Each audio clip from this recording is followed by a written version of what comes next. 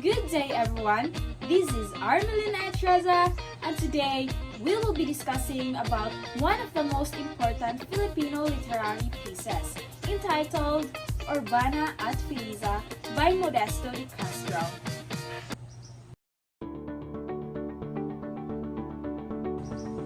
So let me start with a short background of the author. Modesto de Castro was a Filipino priest and writer during the Spanish colonial period. He was born in 1819 in Biñan, Laguna, and he became well known for his eloquence not only in writing but also in delivering sermons. Because of his excellent command of the Tagalog language, he earned the title Ama ng Klasikong Prosa sa Tagalog, or Father of Classic Tagalog Prose.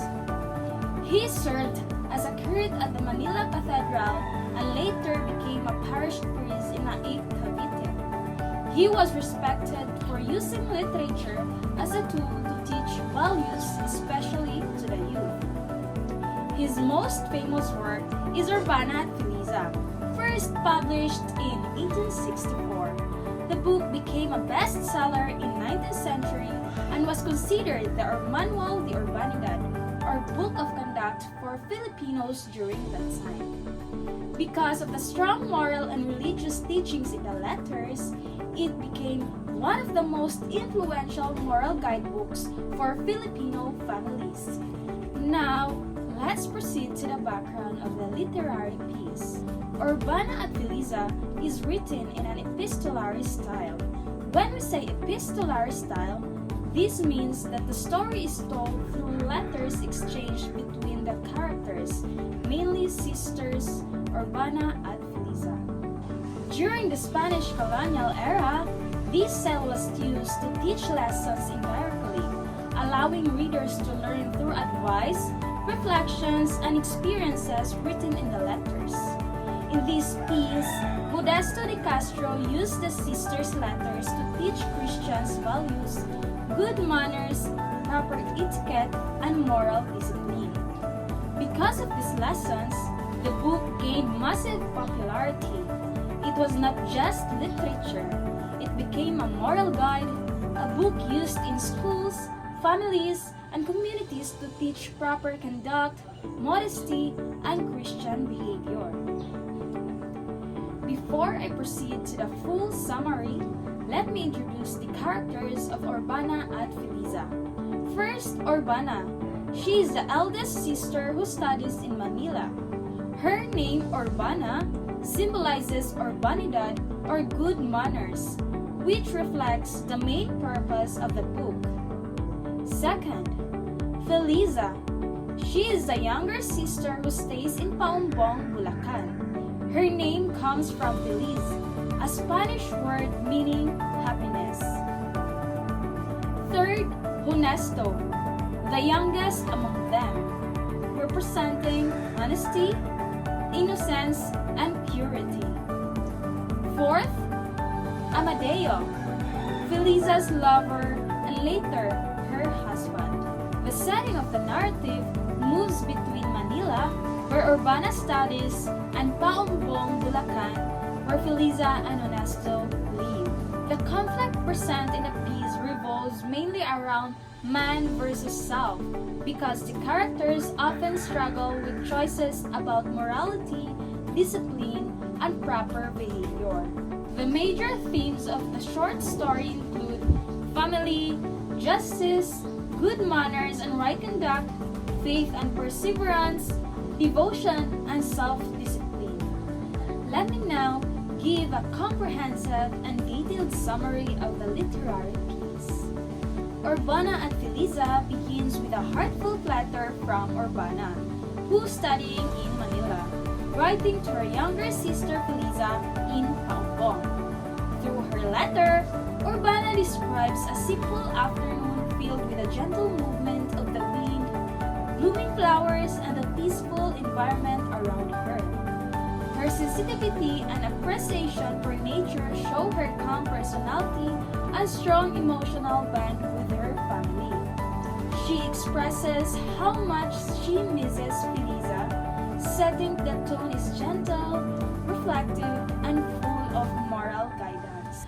As the older sister, Urbana takes the role of guiding Feliza and her younger brother Modesto toward proper behavior. She always emphasizes respect, modesty, and discipline. One of the first reminders she gives Feliza is about proper behavior inside the church. According to Urbana, attending church is not just about prayer, but about showing reverence. She warns against giggling, unnecessary movements, or wearing inappropriate clothing.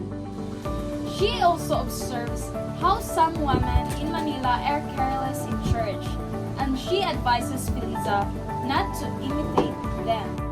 Feliza, in her reply, expresses joy and eagerness to learn. She shares lessons from their teacher, Doña Prudencia, who highlights three important duties of children, which are duty of God, duty to oneself, and duty to others. Feliza describes how children are taught to pray, behave during Bible classes, and show respect to elders and authority.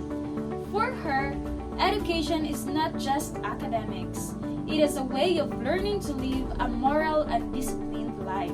As the letters continue, the story shifts to their younger brother, Modesto, who is admired for being obedient, prayerful, and respectful. Urbana and Feliza see him as a symbol of hope for the family. Urbana gives detailed instructions for Ernesto. He must keep his hair in net, nails clean, school materials organized, and always greet elders politely. She reminds him that even the smallest actions reflect a person's character. A strong theme in the letters is cleanliness and orderliness. For Urbana, being unclean and organized is a sign of discipline and self-respect. She teaches that whether at home, school, or outside, one should always present themselves properly. The children's daily routine show the influence of Spanish Catholic education, waking up early, praying, doing chores, studying, and ending the day with prayer. Urbana also guides Feliza on proper writing, correct punctuation, polite expression, and clarity of thought. These letters show how strict and detailed moral education was during that time. Later in the story, Feliza shares personal experiences about Amadeo, who later becomes her husband. Their love story is simple and grounded in modesty, respect, and Christian values, consistent with Urbana's teachings. A significant part of the story is the death of their father. Before he dies, their father expresses heartfelt wish. He hopes Urbana will become a nun. His wish symbolizes his deep faith and desire for Urbana to live a life of purity, devotion, and service to God. His death becomes a movement of reflection for the siblings, strengthening their commitment to moral and spiritual living.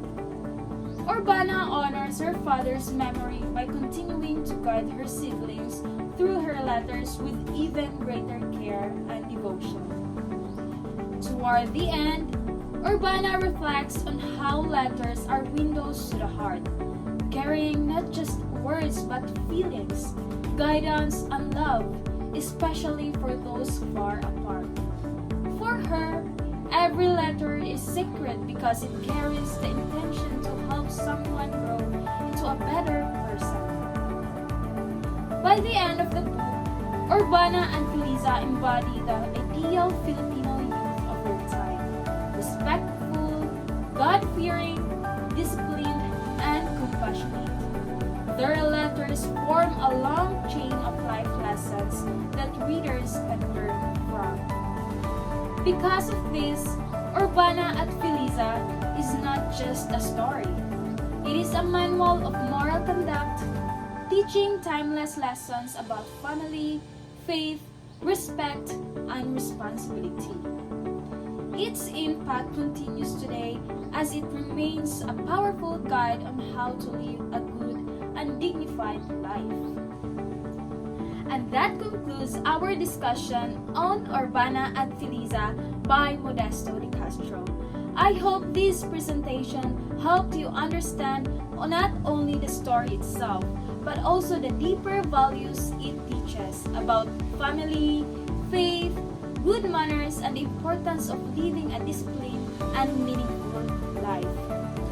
These literary pieces may have been written in the 19th century, but its lessons remain relevant today. It reminds us that kindness, respect, moral integrity never go out of style. Thank you so much for listening. Once again, this is Armelin Atraza, and I hope you gained something valuable from this presentation. Have a wonderful